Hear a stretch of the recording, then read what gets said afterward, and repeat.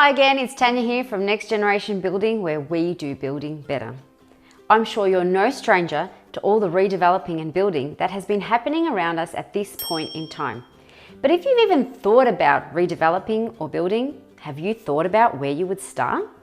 Like, what areas would you choose? Does that land have certain site restrictions? How about the functionality of the site? Time allowances for the project? The cost of the project? Is it even worth it at the end? So let's take a short look at these important factors. Okay, so in this video, we're going to look at the important factors to consider before redeveloping. So where do you even start? And we're going to begin with which area we're going to look at. So a good place to start is looking at something like realestate.com or domain.com, where it allows you to look up prices of houses or units or townhouses by price, and then the resale value in that area, and of course how to find an agent in that particular area. But it's going to be a good place to start because you can then look at your investment level. So in this picture here, we've got a picture of a suburban property near a city, and then your investment price is going to dictate the type of property that you might be able to afford.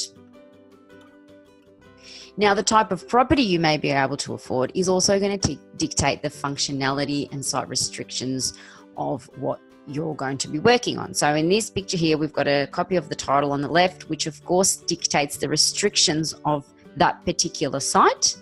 And then you look at the surrounding areas to know, how far are the shops, where are the train stations, where are the bus stops, where are the schools, where are the swimming pools, whatever you need to know about that area.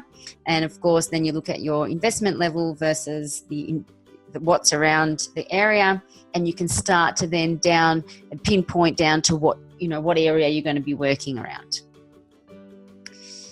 Once we pinpoint down to what area, we'll look at the size of the allotment that we're working with. Now, a lot of people get really excited when they see, a block of what we're looking at here, 580 square meters, for example. But don't be fooled, because you need to have a look at the surroundings. What is around that particular block of land which may ultimately mean that you won't be able to rebuild what your first initial plans were? The bottom picture shows that you've got to allow for, if you're doing, say in the bottom picture, there's a dual occupancy. So you've got to allow for common property. So that whole driveway down there, down the side, is all common property, which means it takes away from the square meterage of whatever's left on the block. So the common property can't be counted towards the block at the front or the block at the back, but you need to give access to those people coming in and out. So to those two allotments, having cars going in and out on the driveway. So all of these things need to be considered. So when you look at the third picture up, we've got a 690 square metre block, and it's got town planning permits for 3 townhouses. So they would have all of that considered into them.